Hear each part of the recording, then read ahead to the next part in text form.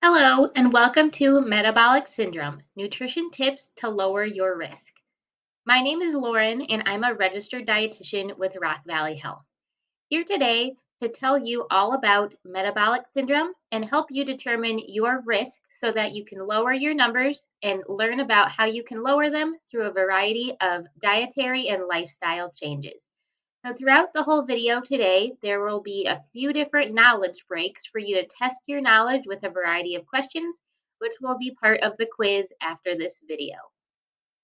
So let's get started. So first off, we want to know, what is metabolic syndrome? Metabolic syndrome is a group of 5 risk factors that ultimately determine your risk for chronic diseases, for things like heart disease, stroke, type 2 diabetes, and certain cancers. And if you have 3 or more of these 5 risk factors, you are at an increased risk for these chronic diseases. So, your risk for metabolic syndrome is usually measured at your doctor's office or if you do a health screening with us as part of Rock Valley Health. So, first off, defining those 5 risk factors that we look at for metabolic syndrome. The first is high blood pressure. If your blood pressure at resting is greater than 130 over 85, the second is high fasting glucose, or also known as your blood sugar, if this is greater than or equal to 100 if you have been fasting for at least 12 hours. Also, if your fasting triglycerides are high, this is a measurement of fat in your bloodstream, and if this is greater than or equal to 150, that is a metabolic syndrome risk factor as well. Next one is your low HDL cholesterol. This is your good cholesterol. So if this number is low, less than 40 for men and less than 50 for women, that counts as another risk factor. As well as the last one is high waist circumference. So if your waist circumference is greater than or equal to 40 inches for men and greater than or equal to 35 inches for women, that is a risk factor. But again, if you just have 1 or 2 of these risk factors, that doesn't qualify you for metabolic syndrome. But if you have 3 or more of these risk factors, then you fall into that metabolic syndrome category, which puts you at increased risk for chronic disease. So, why is it important that you should know your risk for metabolic syndrome? So, your risk for metabolic syndrome, if you fall into having at least 3 of those 5 risk factors that we just talked about, you are at double the risk for heart disease and 5 times more likely to develop type 2 diabetes. And it's really important to note that you won't necessarily experience any symptoms. Even if you have all 5 of those risk factors that we've talked about, you won't necessarily have any symptoms that will be an outright sign that you do have metabolic syndrome. So it's really important that we lower your risk for metabolic syndrome, get these numbers checked regularly so we can ultimately decrease your risk for chronic disease and increase your longevity. And it is important to note the most common risk factors that contribute to metabolic syndrome risk is actually being overweight or obese, which is a BMI or body mass index of greater than 25, as well as a lack of regular and consistent physical activity. All right, so our first knowledge break here, first question that I want you to think about is, which of the following is not a risk factor for metabolic syndrome? Is it A, total cholesterol, B, HDL cholesterol, C, triglycerides, D, glucose or blood sugar, and E, waist circumference?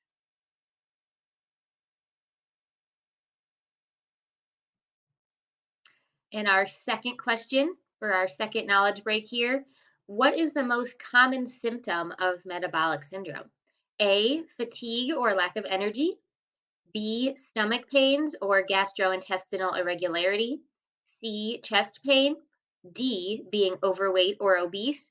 And E, none of the above.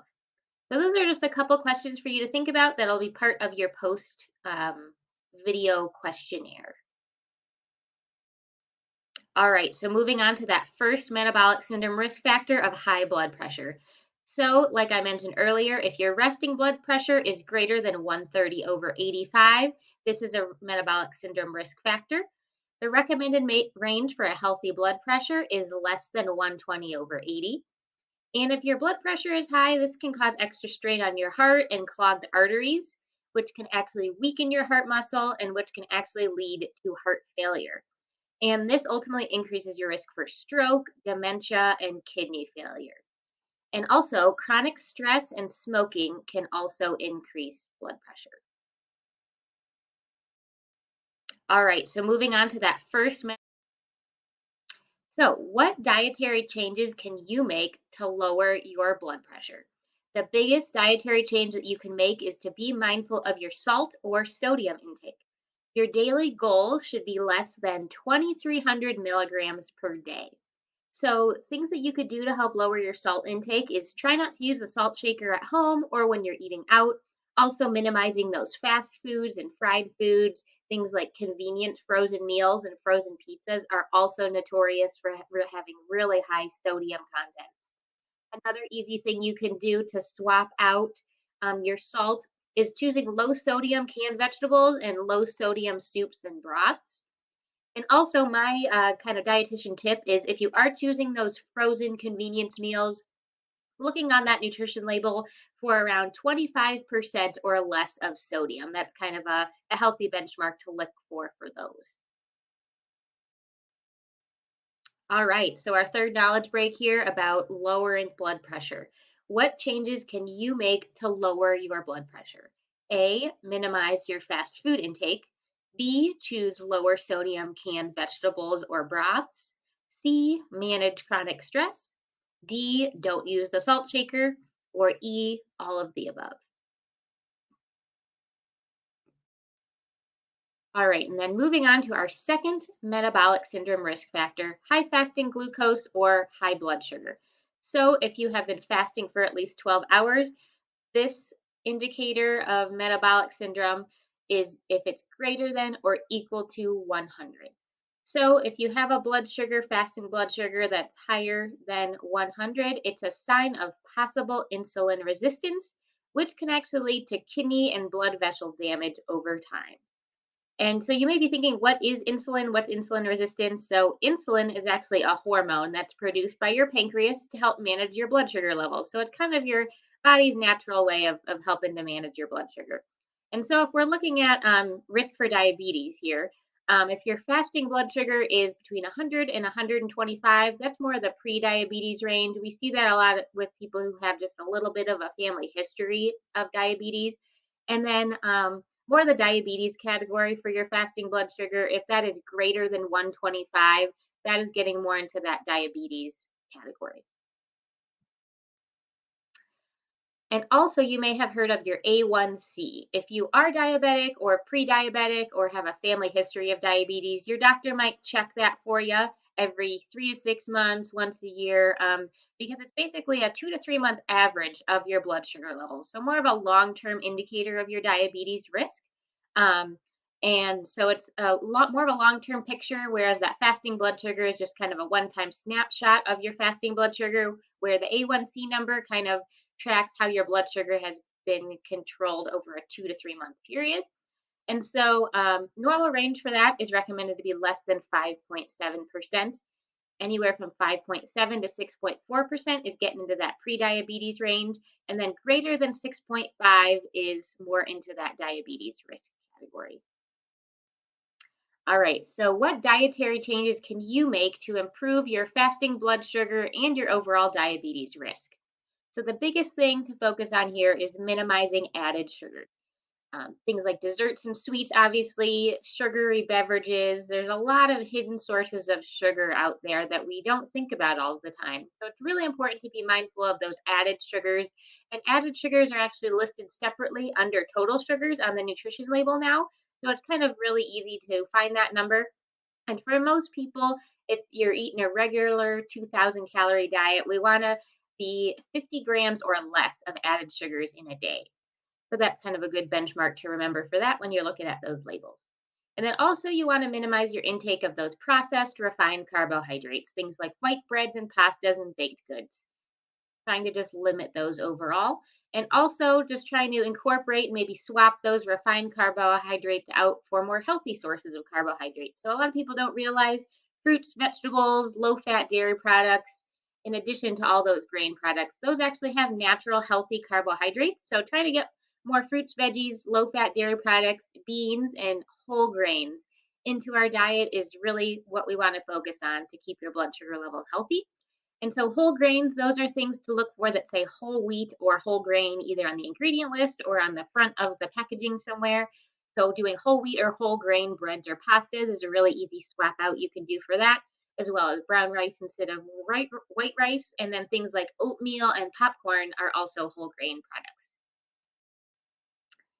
And then another important thing to note for improving your fasting blood sugar is to make sure that you're actually eating at consistent intervals throughout the day. This supports healthy blood sugar control because ultimately, if you go all day without eating and then eat a huge meal at the end of the day, your blood sugar is just really low throughout the day and then it causes a huge spike at the end of the day. And so, if you're doing things like that consistently, it's not the greatest for your blood sugar control.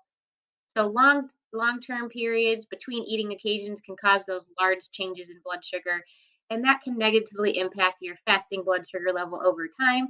So that's when, if you think you might struggle with eating consistently throughout the day, that's kind of where we might see a borderline kind of fasting blood sugar. All right, so our question number 4 here for our next knowledge break is what dietary changes can you make to lower your fasting blood sugar? A, consume less whole grain products. B, eat larger meals and snacks throughout the day. C, minimize your intake of added sugars and processed carbohydrates. Or D, don't eat too much fruit because these are higher in sugar. All right, so moving on to our third risk factor here, high triglycerides.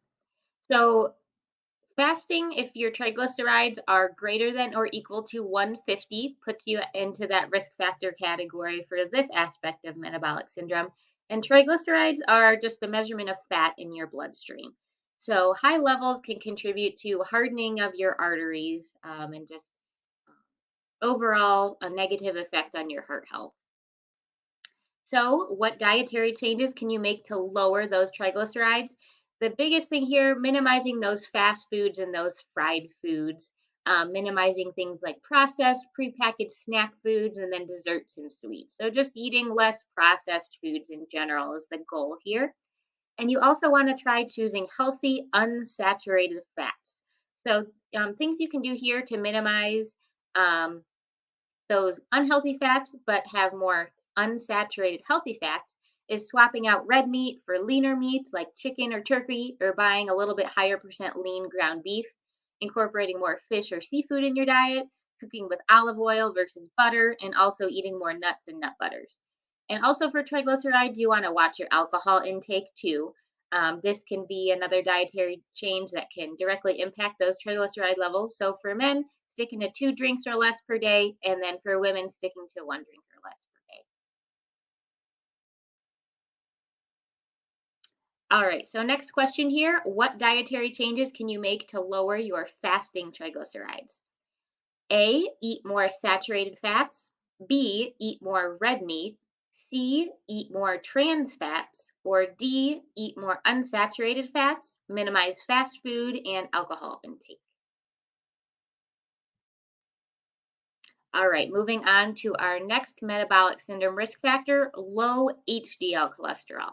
So, this is a risk factor if your fasting value for HDL cholesterol is less than 40 for men and less than 50 for women. So, we actually want this number to be higher. It is also called your good cholesterol because it provides extra protective benefits for your heart. And it actually helps remove excess bad cholesterol in your bloodstream. So, not all cholesterol levels are bad. So this is the good cholesterol that we want to focus on. So what dietary changes can you specifically make to increase your HDL cholesterol? So this is similar to the triglyceride recommendation. You want to increase your intake of those healthier unsaturated fats plus omega-3 fats. So things like seafood, nuts and nut butters, olive oil versus butter, avocados are a really great source of healthy fat. Omega-3 eggs are also out there on the market as an easy addition for those healthy fats. And also plant-based sources like chia seeds and flax seeds. These are things that you can add into a lot of different things, smoothies, yogurt. It's in a lot of granolas and cereals too. And also, I always like to give the dietitian recommendation if you don't like seafood or you don't think you consume enough of those healthy fats regularly, I would recommend considering to choose an omega-3 or a fish oil supplement. This is something that if you're taking daily over the long term, it can help increase your HDL cholesterol. All right, so next question, next knowledge break here is what dietary supplement is recommended to help increase your HDL cholesterol? Is it A, collagen, B, omega-3 or fish oil, C, is it those fat soluble vitamins, vitamin A, D, E, and K, or is it fiber supplements, things like Metamucil or Benefiber? All right, so moving on to the last risk factor here is high waist circumference. So this is a risk factor we look at for metabolic syndrome. If your waist circumference is greater than or equal to 40 inches for men and greater than or equal to 35 inches for women. We take the waist circumference into account because excess weight in your abdominal area can increase your risk even more for things like chronic disease and premature death. And having a larger waist circumference, this measurement is actually a little bit more important of a risk factor versus weight overall and body mass index, which is just a ratio of your height to your weight or your body fat percentage, just because of the amount of research and evidence that is out there showing that the more excess weight you have, specifically around your abdominal area, can increase your risk factor for more significant chronic disease. And a lot of people don't realize that your actual waist circumference, what we measure for you if you do a health screening with us, is just right above your belly button. More of your natural waist is a little bit higher than you think, and it's not actually the same as your usual pant size. All right. So, what dietary and lifestyle changes can you make to improve your overall waist circumference? So, a big thing that I like to recommend as a registered dietitian is practicing what's called mindful eating. A lot of people may or may not have heard of this, but it's really just learning what your natural hunger and fullness cues are. So, it's really helpful to just really pause and slow down during your meals. Everyone is just so busy and on the go these days, they don't really take the time to stop and check in with themselves to think, am I actually hungry? Do I need to be eating right now? Or do I actually feel full? Should I stop eating right now? Because that's really where a lot of those excess, unwanted, and unneeded calories can come in. So, taking mindful eating into account is a big thing to focus on, as well as incorporating healthy portion sizes. I always encourage my clients to use measuring cups at home for those recommended serving sizes that are on the labels for things like cereal or things that you might be serving over serving yourself a little bit if your eyes are bigger than your stomach and you might not know what the actual serving size is. So using measuring cups to look at the serving on the nutrition labels to actually kind of know what a healthful serving is and not overdoing it on the calories there. And a lot of people don't know a healthy serving size for pasta is actually the size of your fist or a baseball. And then for any kind of protein, any meat, it's really a healthy serving size is the size of a palm of your hand or the size of a deck of cards. The next thing that you can do to improve your waist circumference, really focusing on increasing fiber and protein. Both of these contribute to what's called satiety, which is a feeling of fullness. So, sources of fiber that we should focus on are things like fruits and vegetables, beans, and those whole grains. Things that we talked about that can help with your blood sugar control as well, doing those whole grains instead of the white, starchy, refined grains.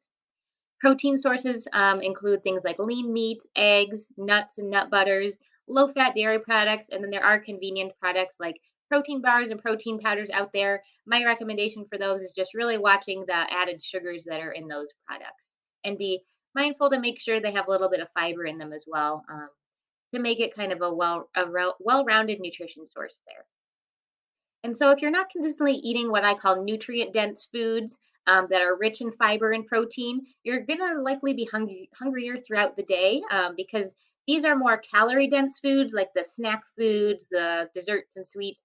Those are really calorie dense, but they're not very nutrient dense. They don't have many vitamins and minerals. They don't have a lot of fiber and protein to help keep us full throughout the day. So, if you're eating more calorie dense, less nutrient dense foods, that can cause more eating occasions throughout the day and ultimately lead to more excess calories and more unwanted weight gain. All right, so I always give the recommendation too of a healthy weight loss timeline is actually just 1 to 2 pounds per week. You might actually think that that's not really a lot, um, but it is kind of a slow and steady timeline of what we want to focus on for a healthy weight loss that you can keep off for a long period of time. So really paying attention to how your clothes are fitting, your energy levels. These are non-weight indicators of healthy weight loss as well. I always recommend not getting too worked up about that number on the scale because healthy weight loss is again more of that slow and steady timeline that we want to focus on. And also consistent physical activity. That's going to be kind of a calorie deficit, creating more of a boost to create that overall calorie deficit that we want for weight loss to help minimize that waist circumference. So 30 minutes, 5 days per week of moderate intensity exercise is what's recommended. And I always encourage finding activities that you enjoy, doing them with a friend or a family member, and trying to plan them out in your weekly schedule like you would anything else to make sure that you stay consistent. All right, so question number 7, our last knowledge break here. What dietary and lifestyle changes can you make to lower your waist circumference and ultimately decrease your metabolic syndrome risk? Is it A, start a low carbohydrate diet? B, have a goal to lose 5 pounds each week? C, practice mindful eating and incorporate healthy portion sizes? Or D, increase time between eating occasions to create a calorie deficit? All right, so that comes to the end of our metabolic syndrome overview. I hope you guys learned a lot of different things about how you can ultimately decrease your risk for metabolic syndrome, decrease your risk for chronic disease, and ultimately increase your overall health and wellness. So, thanks for watching. Next, you guys will be able to test your knowledge with those questions that we went over in a post video quiz.